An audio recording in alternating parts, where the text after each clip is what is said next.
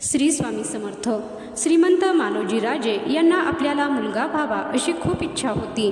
जेव्हा राणी साहेब गरोदर राहिल्या तेव्हा काही महिन्यानंतर तेथील लोकांनी मुलगा होईल की कन्या अशी स्वामींना विचारणा केली. परंतु स्वामींनी काही उत्तर न देता बांगडी लाव असे एका सेवेकऱ्यास सांगितले.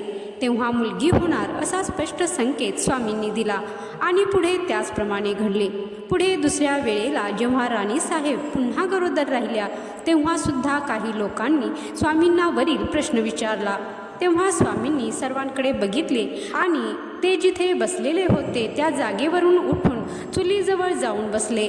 आता पुन्हा मुलगी होणार असा स्वामींचा संकेत आहे हे लोक समजले आणि त्याचप्रमाणे घडले. राणी साहेबांनी सुंदर कन्येला जन्म दिला. आता पुन्हा तिसऱ्या वेळेस जेव्हा राणी साहेब गरोदर राहिल्या तेव्हा पुन्हा काही लोकांनी स्वामींना वरीलप्रमाणेच विनंती केली. आता यावेळेस स्वामींनी वेगळी कृती केली. स्वामींनी आपल्या मांडीवर थापट मारून दोन्ही हात एकत्र करून बंदूक सोडण्याची कृती केली आणि बोलले, लगाव सरबत्ती.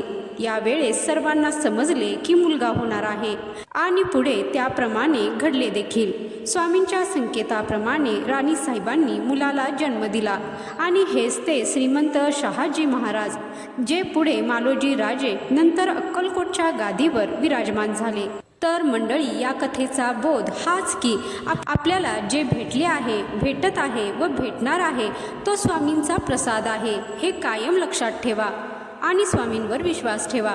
धन्यवाद. जय श्री स्वामी समर्थ.